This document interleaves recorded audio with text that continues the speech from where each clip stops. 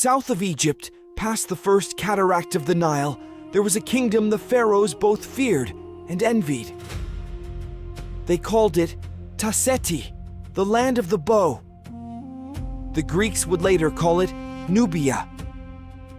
For nearly 3,000 years, this stretch of desert and river produced more gold than anywhere else in the ancient world, and warriors skilled enough that Egyptian pharaohs hired them as their own personal guard. Then, in the 8th century BCE, something extraordinary happened. Nubia didn't just trade with Egypt. It didn't just fight Egypt. It conquered Egypt. This is the story of Kush, the kingdom that ruled the Nile from both ends. And the Black Pharaohs who sat on Egypt's throne. Long before Kush became an empire, Nubia was already old. Archaeologists have found evidence of organized kingdoms along the Nile south of Egypt dating back over 5,000 years. Societies that were farming, mining, and building monumental architecture around the same time Egypt's first dynasties were forming. Nubia sat in a corridor that connected sub-Saharan Africa to the Mediterranean world. Everything that moved between the two, ivory, ebony, incense, exotic animals, and above all gold, passed through Nubian hands first. In fact, the very name Nubia is thought to come from nub, the ancient Egyptian word for gold.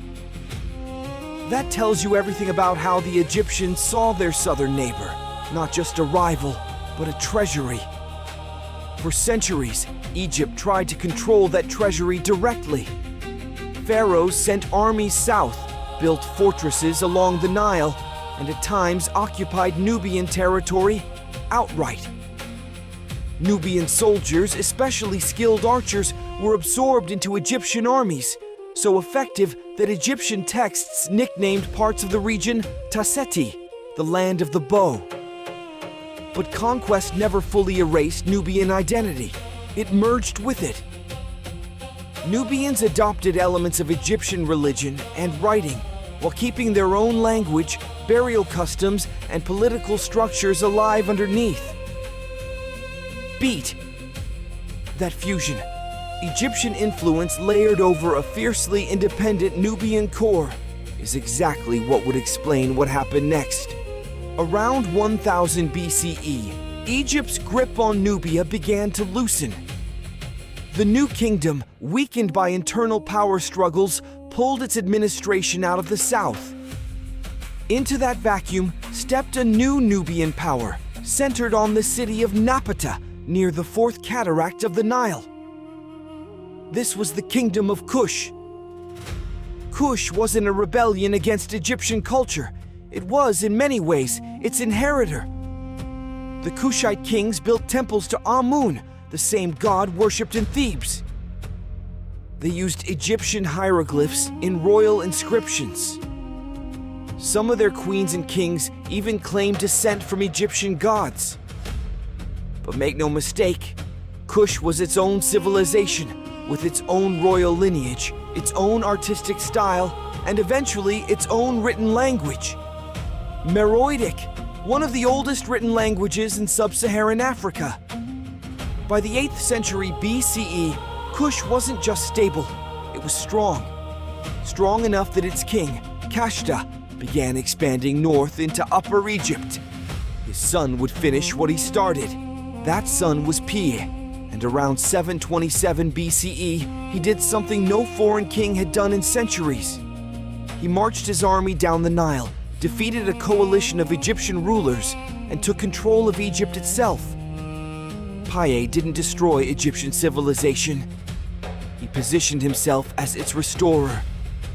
Egypt at the time was fractured, divided among competing local rulers, its temples neglected, its unity gone. Pi and the Kushite kings who followed him presented their rule as a return to order, piety, and tradition. They rebuilt temples. They revived old religious rites. In some ways, they were more devoted to preserving classical Egyptian culture than the Egyptians ruling it at the time.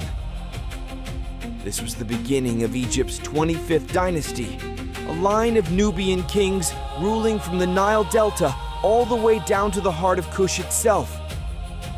Historians now call them the Black Pharaohs. Under kings like Pie, Shabaka, and Taharka, the two lands were unified under one crown for the first time, with a Nubian at its head. Taharka in particular expanded building projects across Egypt and Nubia alike, constructing temples and pyramids on a scale not seen in generations. And here's a detail that often gets missed. Nubian kings didn't abandon their own traditions to rule Egypt.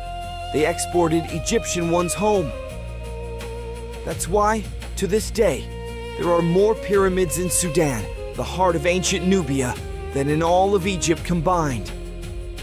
Over 200 of them, smaller and steeper than their Egyptian counterparts, but unmistakably part of the same architectural lineage, reimagined on Kushite terms.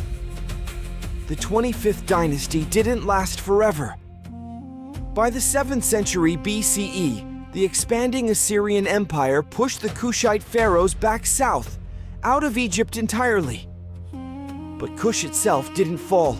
It simply retreated to its heartland and kept going for another 1,000 years. This is the part most people never learn. Kush outlived the dynasty that made it famous. After losing Egypt, the kingdom shifted its capital further south to Meroe, entering what's now called the Meroitic period. Freed from Egypt's shadow, Kushite culture flourished on its own terms. Meroe became a major center of iron production, one of the largest in the ancient world, giving it real economic and military independence. Its rulers developed their own writing system, still not fully deciphered today.